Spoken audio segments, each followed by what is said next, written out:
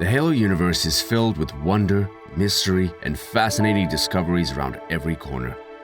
With so much to explore, four friends decided it was about time that they boot up their consoles and discuss this universe that has grabbed their attention since childhood.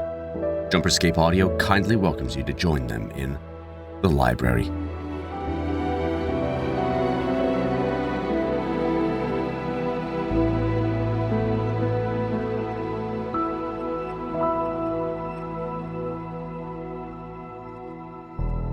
Hello everybody, welcome back to the library, a good old-fashioned conversation and chat about Halo lore, trying to figure out how things make sense, if they ever did to begin with. I'm one of your hosts, Austin, and I'm also joined by my good pals, James, Bryant, and Shane. How you guys doing today? Hello, I am fantastic on this fine Sunday evening. Wow. I'm fine, but we lost an hour's sleep and I'm tired.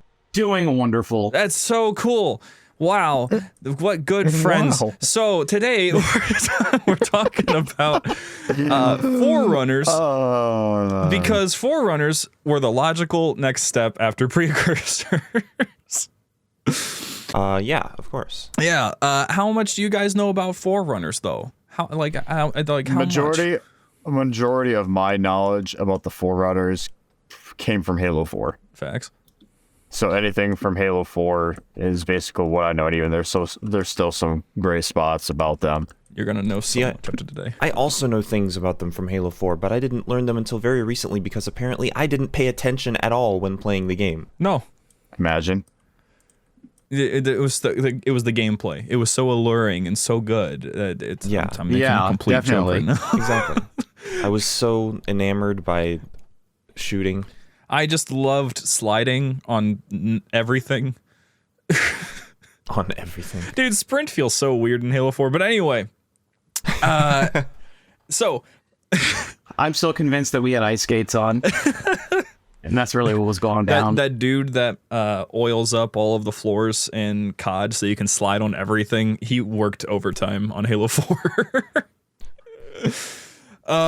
His stair polishing business must be booming. Man, I don't know how he does it, man. It's straight up like, that is physics defying oil slick right there. Anyway, so Forerunners, major reason why we're going into it is because last time we did Precursors. And who did the Precursors make, kids? Forerunners. The Covenant. All Everybody. of you are correct. So, Forerunners, to put it simply, they are kind of self-centered rats, but also somewhat justified in being self-centered rats because of how quickly they wanted to take over everything so that they could protect everything. It's very Empire of them. So, pretty much, I mean, without the ill intentions for everything in the galaxy. So, Forerunners were, and pretty much they named themselves in a way. I mentioned that last week, and that's because it's just pretty much true. They had named themselves, pretty much the Forerunners meaning, like the meaning behind it is firstborn. So, that was going to be my next question. Yeah. Why did they choose that name? Yeah, so firstborn, so they're kind of like, we're better than humans because we were made first. It's kind of a Cain kills Abel kind of thing. They definitely have oldest child energy. Yeah. Which is so funny considering how somewhat, I mean, it might be the appearance of backtrack, wisdom, James, but- wait. They have what energy? Oldest child energy. That's a lot better than what I thought you said. For whatever reason, I swear, what did you think I said? For whatever reason, this is going to be f***ing hilarious. I thought for sure you said homeless child energy. No. I mean, I'm not completely incorrect. I'm like, whoa, where did that come from? Forerunners, they do definitely be carrying homeless child energy. Oh my god. Oh, that was so funny. I sat there, I'm like, my jaw hanging wide freaking open. I'm like, oh my god, James. Oh gosh. Holy shoot, that was funny. We get a little out of pocket here. We like to have fun here on the show. We get a little quirky from time to time. Okay, man. What? So, Whatever you Forerunners, say. Forerunners were a recent thing, though, definitely. 15 million years ago, the Precursors created Forerunners. Just happened so recently. I remember it like it was yesterday. And they were made pretty much at the same time as humanity, but of course, Forerunners are a little bit pompous. They're like, no, firstborn. And pretty quickly, they sort of spread themselves all throughout the Milky Way galaxy. And when I say they spread pretty much everywhere, I mean, according to how I remember it, and I'll confirm this real quick just to make sure that I'm going to say this correctly. But yeah, 3 million habitable worlds were in their control. That's a lot. That's a lot. That's pretty much Rookie numbers. half of the galaxy, pretty much. They were aiming for the entirety of the Milky Way. But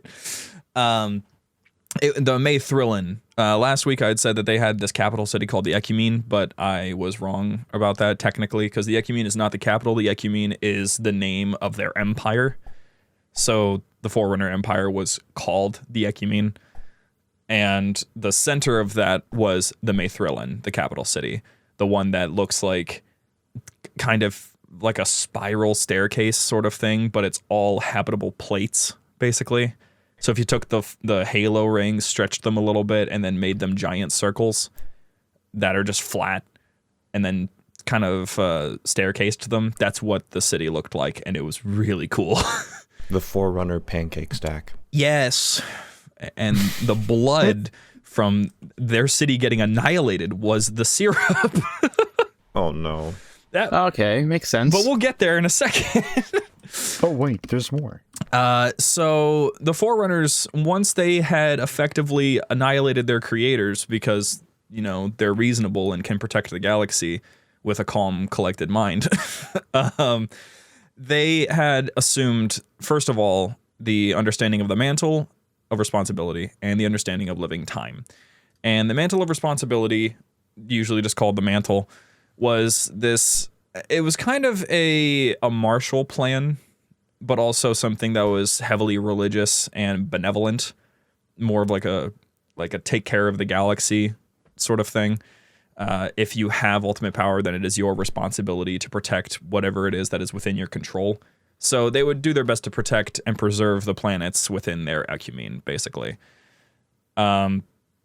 According to Halopedia here, the core tenet of the Forerunners' belief in the Mantle was that the most developed species should hold stewardship over all life. So it's sort of it's sort of accurate to what the Mantle is supposed to be, but it's not entirely, because they would personally determine whether or not they were the most developed species. So it didn't matter if the humans had figured something out that was better than them, because the Forerunners were clearly superior by their own opinion. Yeah. And you also, like, the humans sort of decided that as well, right? That they had the Mantle, and They didn't decide. The Precursor said, you have it. And they're like, oh, okay. Okay. That makes sense then.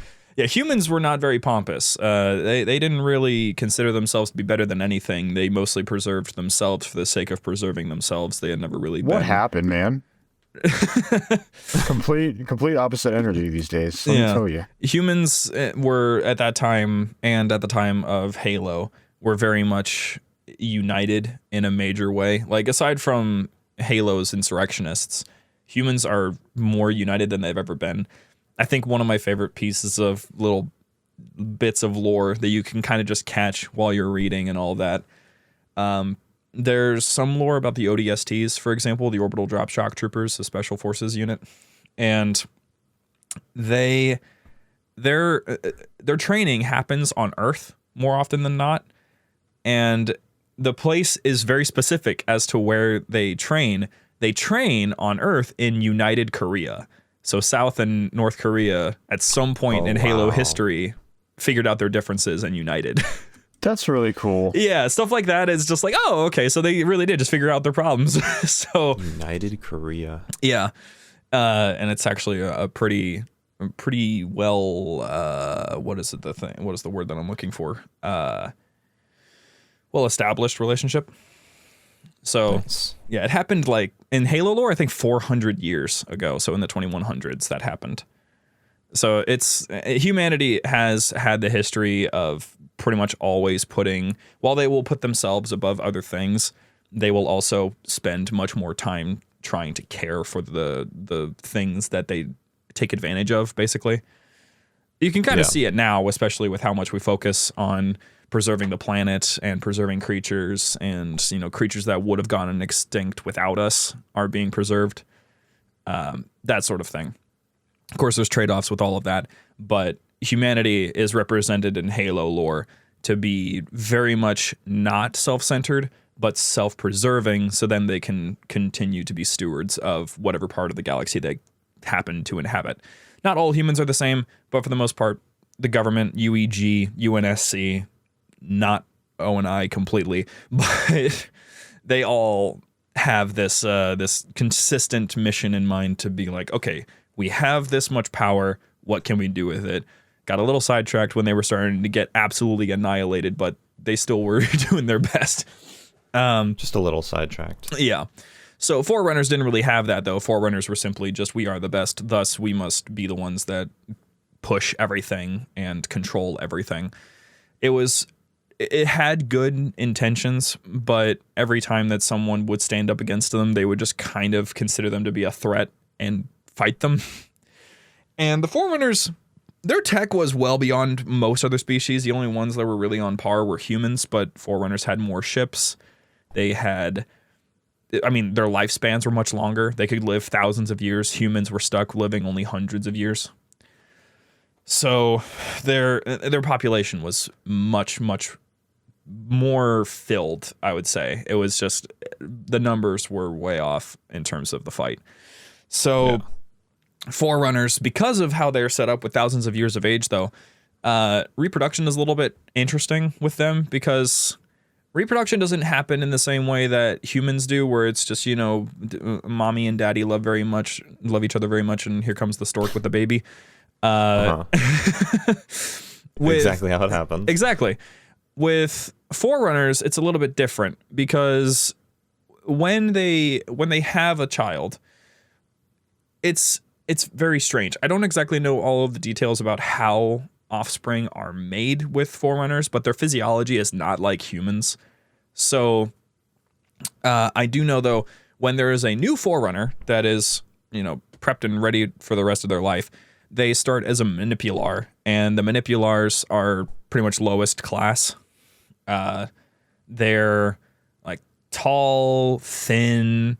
They have specifically white fur on the top of their heads usually, and they look more human than anything else, but they're still, they still got the flat nose thing going on, sort of deal.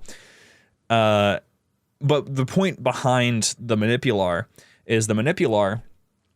is the first form that you take, and then eventually, at some point, it's supposed to be your parents, but some other Forerunner will imprint on you. They'll give you their imprint, and slowly, over the course of time, you basically become that Forerunner. So you undergo multiple a typical Forerunner will go over multiple mutations over the course of their lifetime, but the Forerunners kind of had this setup. Like, probably one of the most famous examples of how mutation works was when the Didact imprinted on another Forerunner named Born Stellar Makes Eternal Lasting. Their names are normal, don't worry about it. Definitely not a mouthful every time you want to call on them in class. They usually just say Born Stellar. They say the first word of their name. So this is all I'm pulling right now from the Forerunner trilogy of books, once again written by Greg Bear, finishing that series pretty soon. But Born Stellar, without going into too much of it because there's a lot of lore behind how this all happened, but he came upon the Didact. Didact was like, "Who are you?" And he's like, "Me? I'm so glad you asked. I'm Born Stellar." And he's like, "You're cringe." I'm like, So Didact didn't really like Born Stellar that much, because Born Stellar was just a Manipular, because Manipulars are seen to basically be the Forerunner equivalent of teenagers. They don't quite understand anything, but they are actively pretending like they do. They do it much more. That's pretty much a teenager. Yeah, but like with Forerunners, Forerunner manipulars are way worse because they believe themselves to be wiser beyond their years by like hundreds of years. So they pretend to understand everything. And Bornsteller is one of the only manipulars that I think we've ever seen that actively understood that he doesn't quite know everything. And it's made even worse whenever he's in the presence of the Didact, because the Didact is actually thousands of years old. So, but at some point during their adventure, Didact is still, he's got a little bit of a problem. We're going to go into him in a future episode to dive into him a little bit more, but he's currently a criminal in the eyes of the Forerunners. And so he's trying to covertly understand what's happening with the Halo rings that were recently constructed at this time.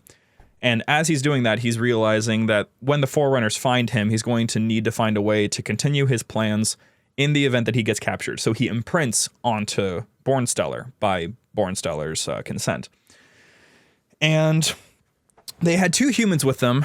And in the second book, they had noted, because the second book takes place from the perspective of one of the humans, that over the course of time, Bornsteller just started looking more and more like the Didact, and eventually just looked exactly like him. And that's because he basically became him. I mentioned also last week that the librarian married, not like married, but considered Bornsteller, who then became the ISO Didact, as her husband because the Didact was gone. So it's not common for the manipular that is imprinted on to pretty much become whoever imprints on them. I guess it'd be more like a kid where they sort of have their own personality. They at first have their own personality, and then they eventually become that figure. They have very little memory of who they were before. Okay, so that is common. Yeah, in the third book, the ISO Didact, Bornsteller, makes specific mentions of, I often wonder what Bornsteller would think about this, as if it's a separate personality. So, because you take on the memories of the figure that imprinted upon you.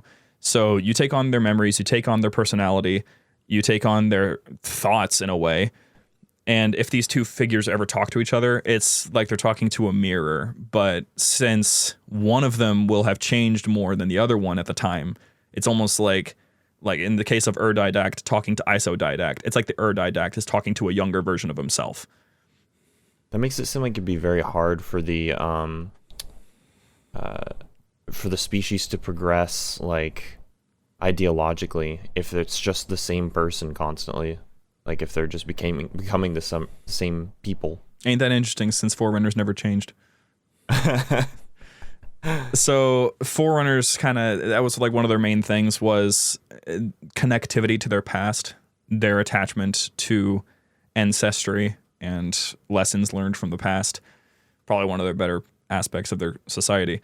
Last time I had mentioned about the domain. The domain, aside from it being precursor creation and all that, Forerunners would use it as a memory bank, and would use it to preserve these sort of engrams of the Forerunners that die. So when a Forerunner dies in their armor, consciousness is uploaded to the domain, and at any point, anyone in that Forerunner's family can go and just have counsel with that Forerunner, basically, in the domain.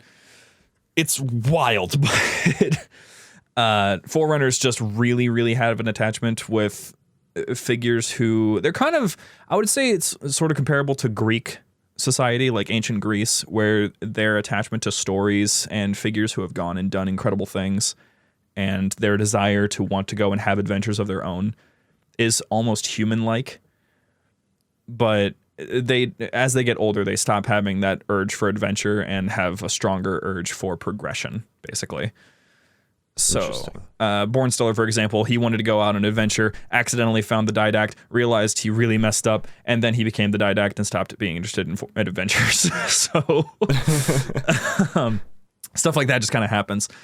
But aside from the mutation thing, the mutations have a direct relation to things called rates, forms, sort of their examples of classes. Mm-hmm. So, rates, if I remember correctly, yeah, it's basically their caste system. Like, what is your field of work, basically? What is your career? What is your life based upon, pretty much? Interesting. And so, like, let's say like this. The Didact's rate, he is a warrior. More specifically, a warrior servant at that time. But aside from that, he was also a Promethean. Prometheans were a rate. They were a class. So, because Prometheans weren't always basically just imprints of human beings turned into little beetle things. They were actually warriors that were just so good. They were pretty much like the super soldiers of the Forerunner Empire. That was something that I noticed during the cutscenes in Halo 4, how when the librarian sees the Prometheans after he goes and like kills all the humans, she's like, the Prometheans. I was like, how do you know what they are already? Yep. Because they were a thing for a while, and the Didact had to... He basically turned his army into Promethean knights and all of that before he started infecting humans and doing that to them. Because the Composer could do whatever with that digital imprint, including turning them into warriors. But other uses for the Composer included making them monitors, making pretty much anything else that has sentience to it. It used to be a living being. So, like 343 Guilty Spark, he was once a human being. So, yeah, the Prometheans came about from there. Let's say the librarian, her rate was life. What was it? It was life. I keep on forgetting. Life worker, but she was the only one to ever achieve the rate of life shaper, which is pretty much the person in charge of all the life workers. Life shaper being the sort of representation of I can shape life to be grown however I wish because of my understanding of life. Interesting. She's the only person to ever get that? Is that what you said? The only Forerunner that's ever achieved that, yeah. Huh. And imagine having a rank that only one being ever got. Well, the Didact. Does she have to create it? So did they like make up that rank for her, or is it just something that no one was ever good enough for? Bring them out of nowhere. I don't exactly know where they inspire their names off of, but it's not just like, yeah, Life Shaper sounds like a cool idea. It's more like something. It's usually their names are representative of something that is directly related. So Life Shaper, if you have that title, my best guess would be the reason behind it is you have the capacity and the knowledge to shape life rather than just preserve it. So you're not just working with life, you are quite literally shaping it. And if we go into, let's say the Didact. The Didact is not just a fancy word, it's also like an actual definition. So Didact is going to a didactic person, which is a person who is gifted or intending to instruct other people. So the Didact would be the one that is instructing how to raise these armies. He would instruct others on how to gain wisdom, how to gain power, that sort of thing. Hence why he was actually such a good trainer with Bornsteller. He got that manipular from I am weak to I am so good at fighting. So the Didact was seen as sort of a we should learn from these lessons kind of figure. Because his understanding of Forerunner history was beyond any other Forerunner in the High Council. So that's sort of his shtick. And then there's other smaller classes. There's Catalog. Not like you are a Catalog, you are one of the Catalog.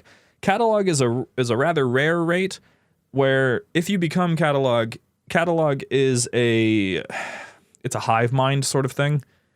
Your goal as Catalog is to go along with other operations and stuff, connect to the Juridical Network, which is another rate. Juridicals, they handle laws and judgments and all that, hence Juridical. Mm-hmm. And Catalog, their purpose is to basically catalog everything they see and wire it back to primary juridical networks. And then juridicals use that as evidence, as reasons, as historical marks, that sort of thing. I can see why he and the librarian would have been close. Yes. So yeah, they had a lot of problems with catalog and such and juridicals because especially since this was an interesting thing. Corruption was a huge problem with the Forerunners, especially at the end of the Empire. there was something really bad that was happening, and that was builders were becoming the highest rate. Because builders didn't. The rates have a caste system, like I said. So sometimes rates will take over and be a little bit higher than the others, and sometimes a lot higher. So during the time when humans and Forerunners were at war, for example, warriors rose to the top class. Anything that Forerunners did was ultimately decided by what the warriors wanted. And this is a flawed system because then you introduce class bias. So the builders, when the master builder found out that the flood was a thing, and he's like, I got a plan to stop them for good. And the Forerunners were like, bro, that's so sick. We're going to hold you to the highest standard. And he's like, oh, I'm so glad. Because now he and the other builders have control of the council, basically, by that point. But builders have a bit of a problem, and that is they really, really like being recognized for their work and making financial gain off of it. So what do the Forerunners use for money? I honestly don't know what their currency is. It's not really talked about that much. I'm sure it's buried somewhere in Halo lore that what their currency is. Like, it's got to be somewhere. Forerunner bucks. Forerunner bucks. They use crypto. V-bucks. Domain V-bucks. crypto. Oh, no. This man said V-bucks. We got to turn around. We got to stop. We got to go. It's honestly entirely possible that their system was without currency, but it was operated by status. I was gonna say maybe it's a this for that type of deal. Like, you do this, I do that. More or less. Yeah, because the builders especially, they didn't really there was financial stuff involved with building rings and mega structures and all of that because they had to have some form of compensation to make it happen and the resources to do so. But it's never specified whether that resources meant money or if it just meant the materials needed to make it happen. But they could shape pretty much anything into anything. So resources were very, very difficult to actually run out of, especially since they used stars to power most of their stuff. But the builders, pretty much, they designed most of the Forerunner Empire, and that included things like the halos. They didn't design the shield worlds, but they did build the shield worlds because Didact designed the shield worlds to be like, this is a better way to handle the flood. We don't have to wipe out the galaxy, guys. Come on.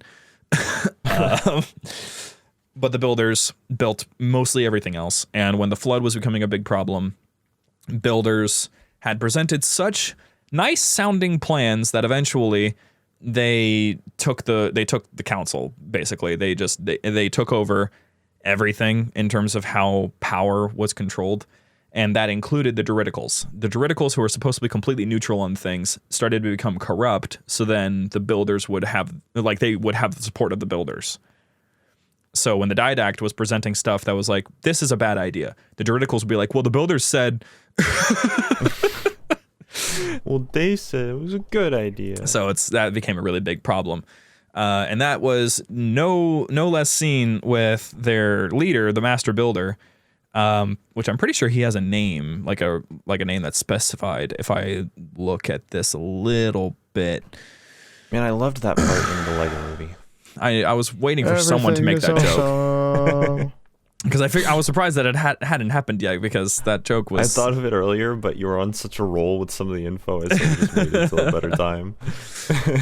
Master Builder. I know he's in here. I saw it earlier. Let me just real quick hit that Control F vibe.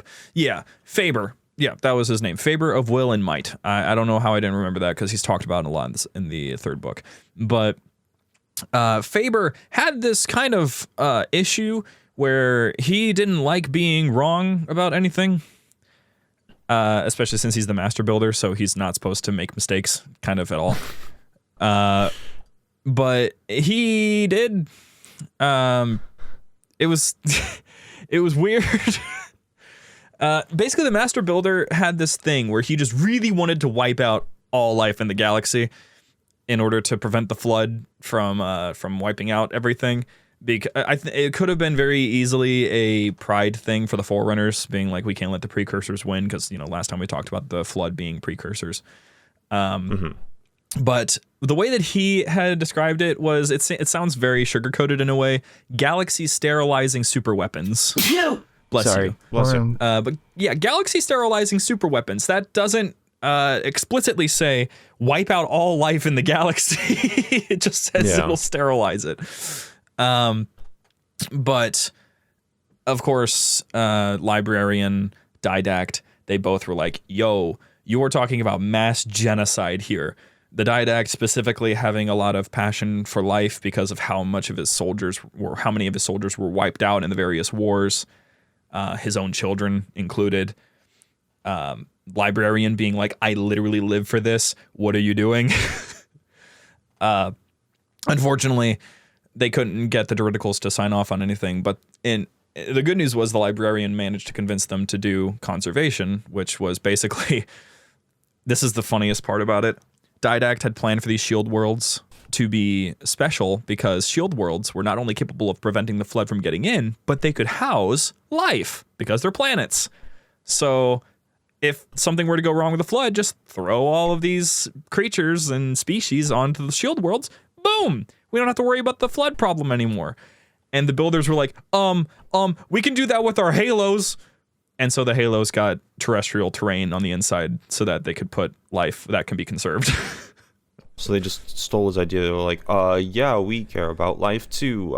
See? And then later they were like, and we're going to do that to the 2 arcs we made too that make the rings. So not only will the rings preserve life, but the arcs will preserve life. Isn't that great? And the Druidicals like, yeah, that is pretty nice actually. That is pretty cool. Hey there, Halo fans. Don't go anywhere. We'll be back with our friends right after these messages.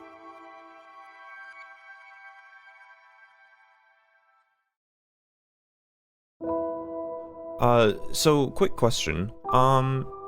When the Halo rings get fired, does that wipe out life that's currently on the Halo ring? That one is a little bit. I would say no. I don't think that's actually. Really? I would say the anything on the ring lives.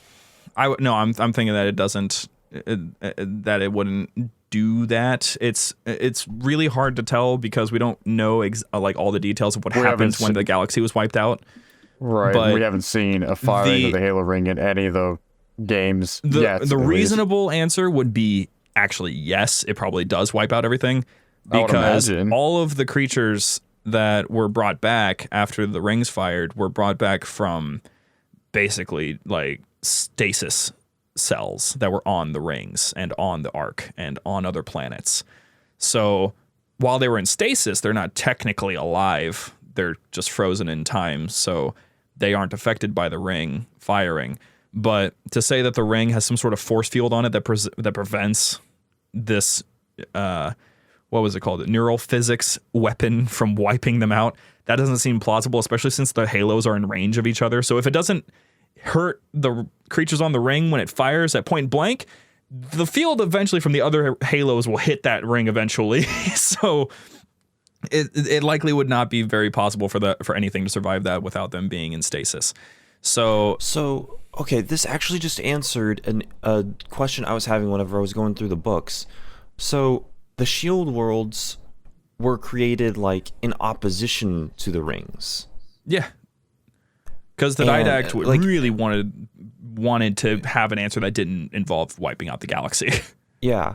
And like in all the stories when people discover the shield worlds and they're like, oh, I don't understand what was going on. Like what went wrong with their plan? Why weren't they on the shield worlds if they had these? That makes sense now because if their plan was just to kill everything with the Halo rings, then they didn't plan on using the shield worlds to save themselves. No, nothing was put on the shield worlds really. Like there were some, the Librarian did use them to preserve certain aspects of life. That's why you can still see them on worlds like Onyx and Requiem. Mm-hmm. But obviously no humans were raised there. No Forerunners were raised there. They were just used to preserve life that the Librarian deemed necessary, which had to go with deemed necessary and not all of it because she just didn't have time to preserve all of it. Yeah. But yeah, the builders were kind of just, they were really looking for their own glory the entire time, to the degree that even warrior servants started to want that attention. So they turned, because of marginalization, they turned over the course of 1,000 years, from warrior servants, at least some of them did, not all of them did this, but a lot of them switched from warrior servants to builder security. So pretty much when the flood came back and the Forerunners had to fight them again, there weren't any warriors to fight them. Well, that's an issue. It was a big problem. So the Forerunners very quickly lost a lot. Once the flood were discovered, they had already wiped out like a quarter of their empire.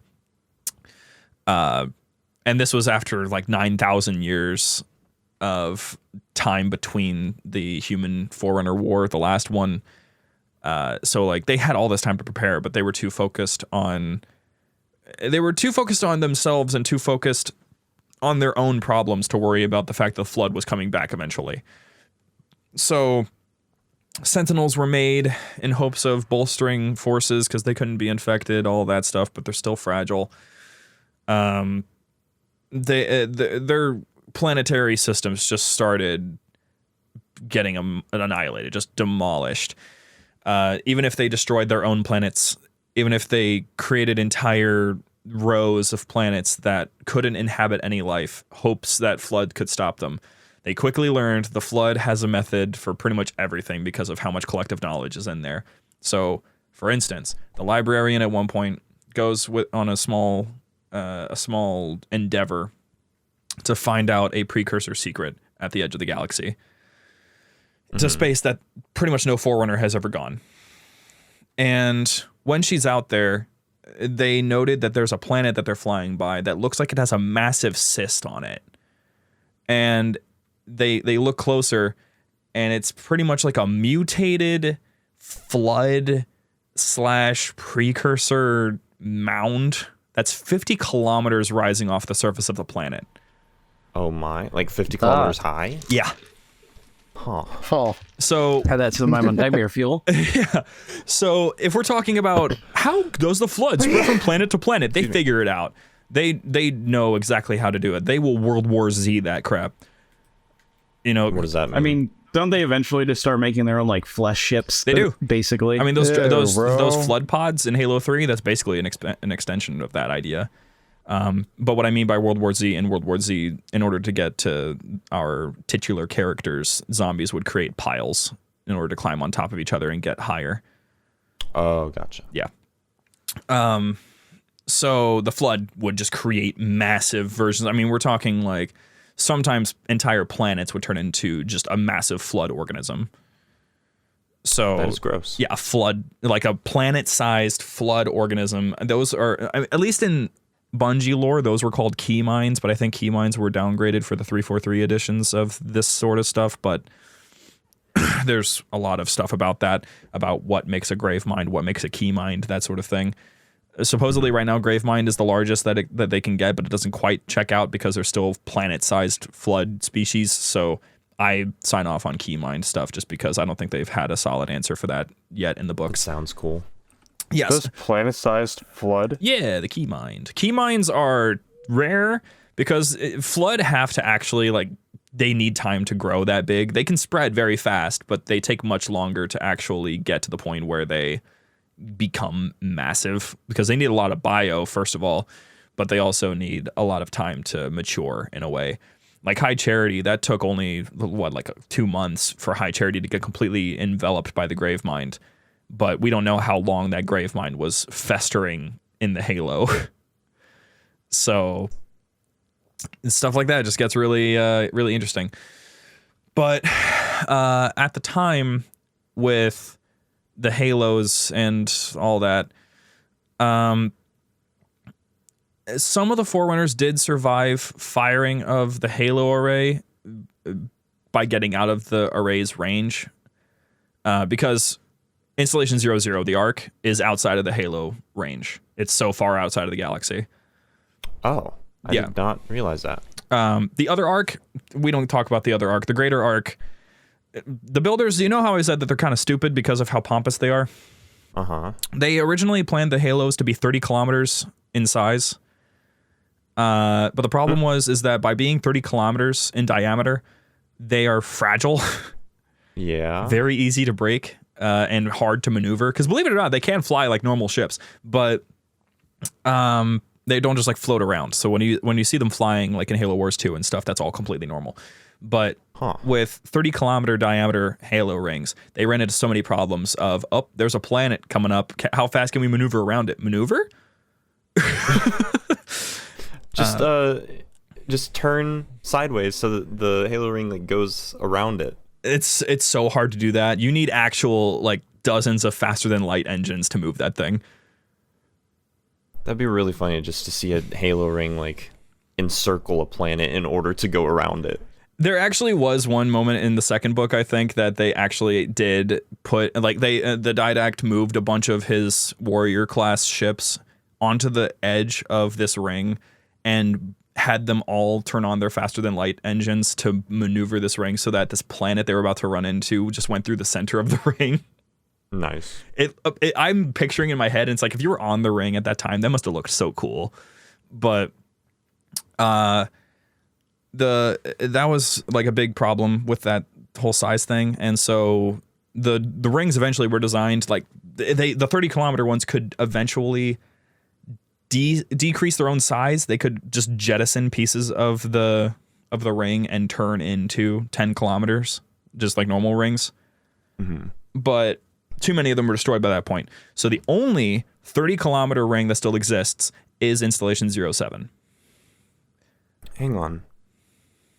The rings are only 10 kilometers? In diameter, yeah.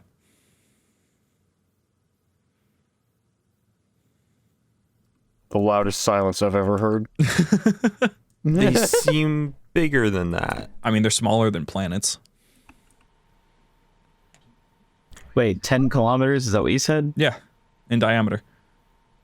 Are you sure? I mean, that's what it says in the books.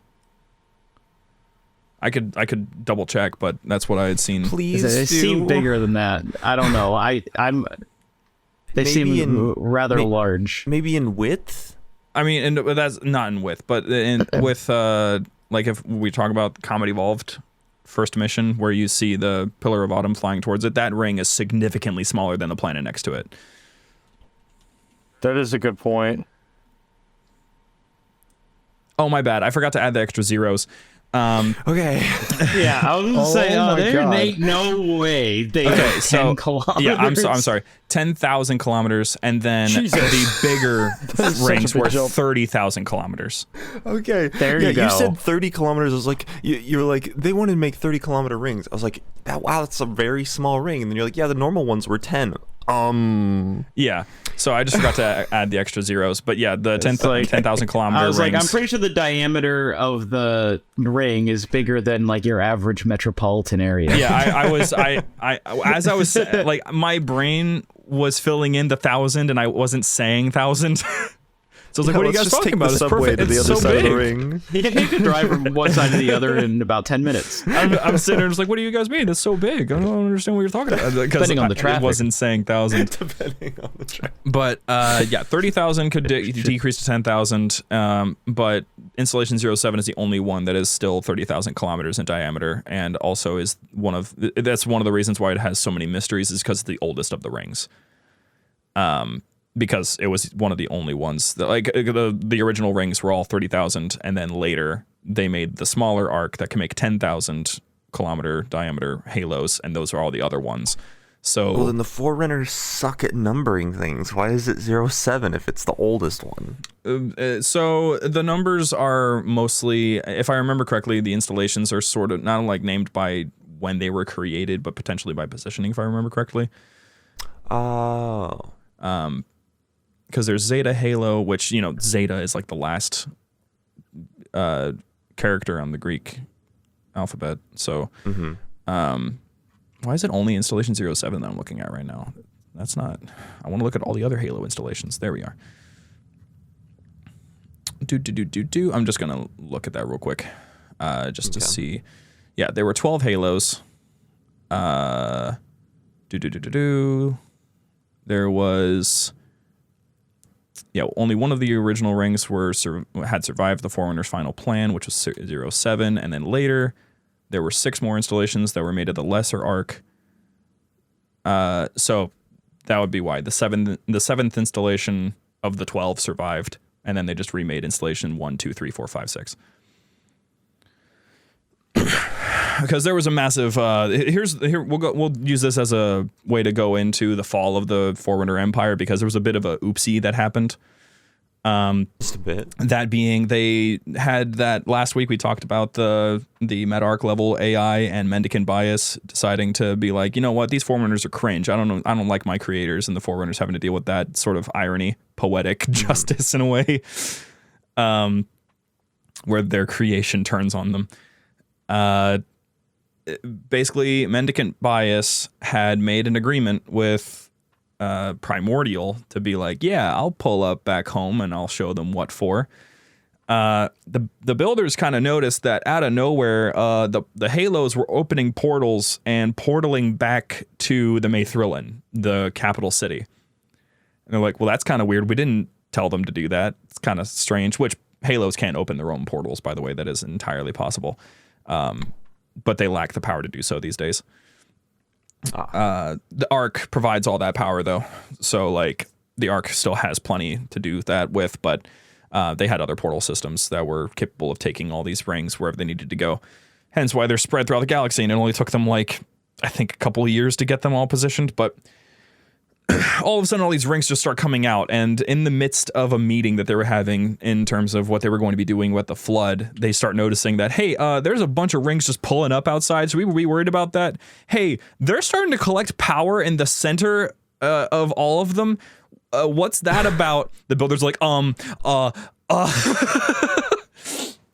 And immediately when the builders notice that the Halos are building up power, they realize there's something really bad happening. So the Forerunners all start just immediately deploying any of the ships that they currently have within range of the Maythrillan.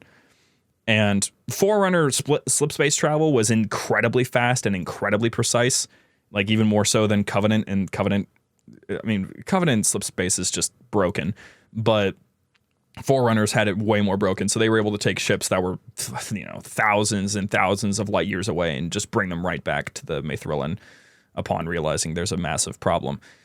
And pretty much the Forerunners made it their mission to destroy the rings as fast as possible before they fired. They failed. Unfortunate. It was mad unfortunate. Pretty much when the rings fired, a lot of them were caught in the blast. And, big problem there, of course. But by the time that they returned, they saw the Maythrillan had really, it was not okay. It was really broken. This was only noted because Bornstellar decided to return to the capital in order to try to repair the domain. And that's when we run into Abaddon, who was like, you messed up my house. And that was a good time, even though Abaddon basically eviscerated one of them by just looking at them. But the remaining Forerunners, after all of that, basically exiled themselves. And this is exactly where the Great Journey comes from, by the way. The exile had been referred to as the Great Journey.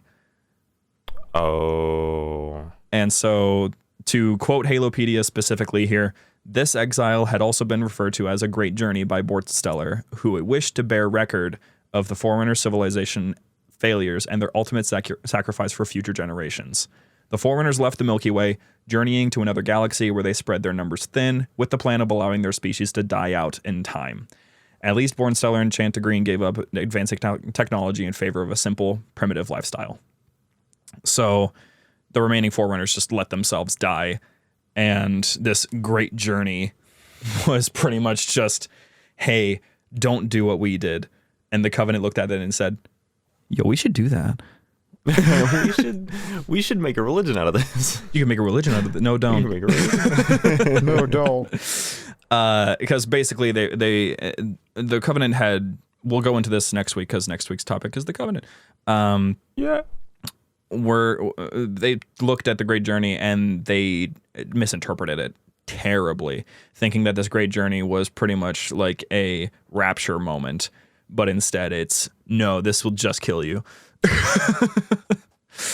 Yeah, just a little bit. Yeah.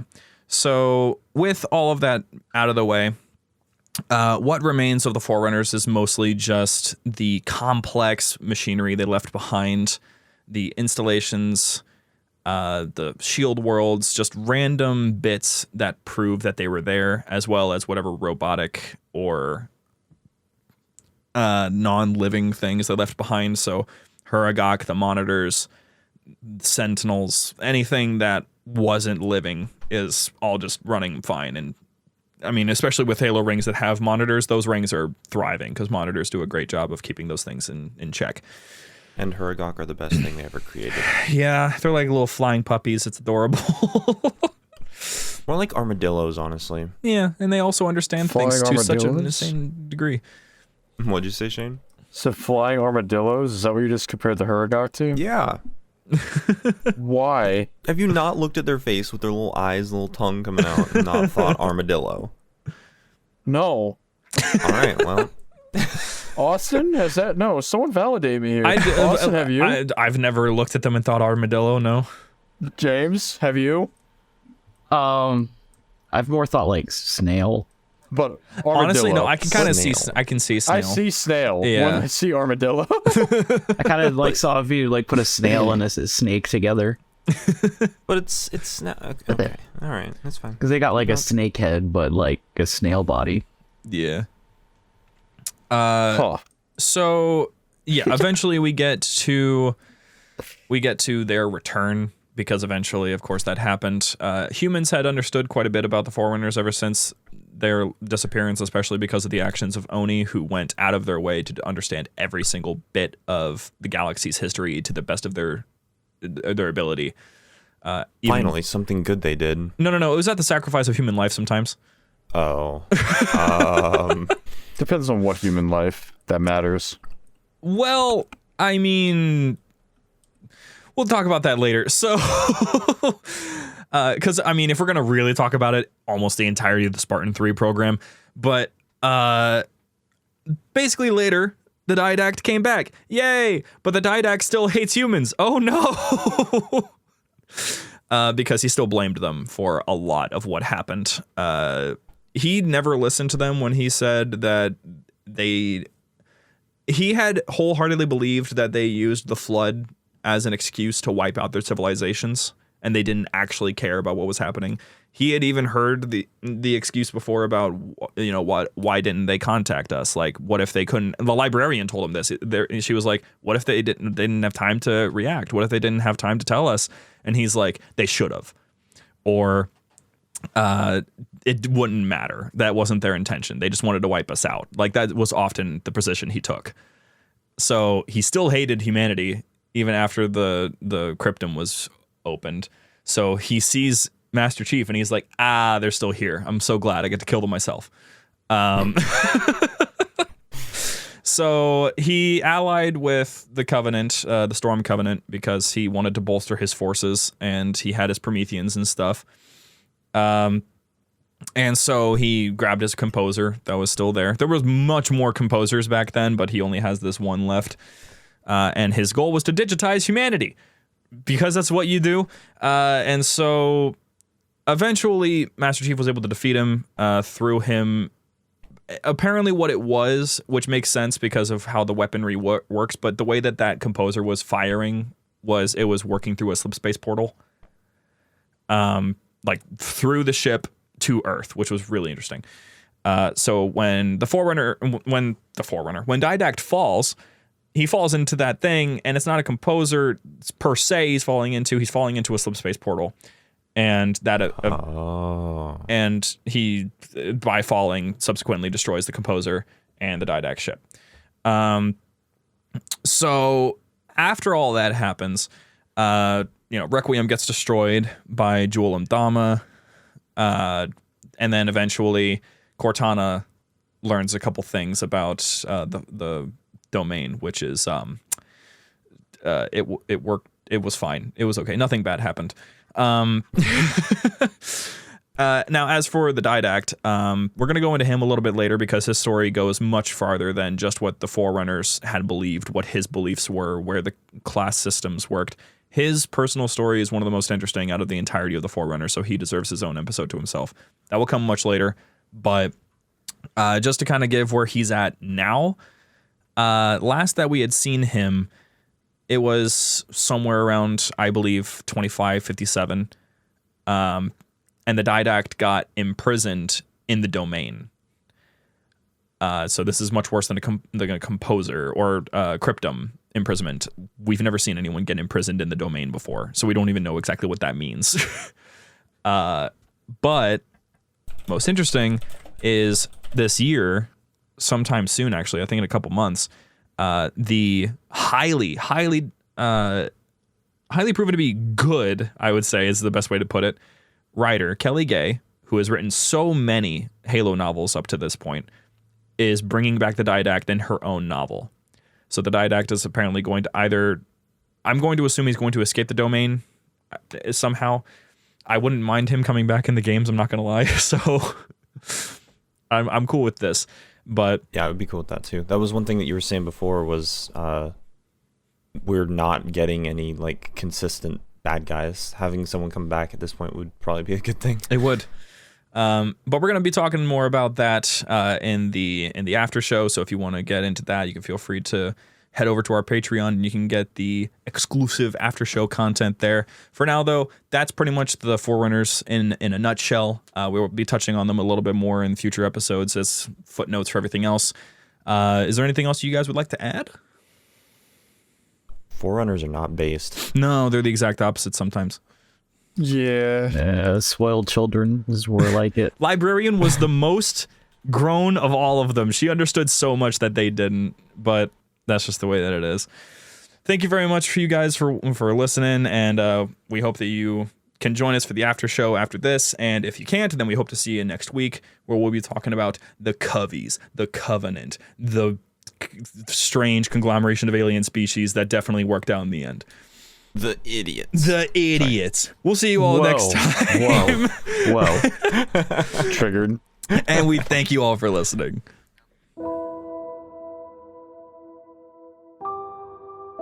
The library was produced and published by JumperScape Audio. Funding was provided by our fantastic patrons on Patreon.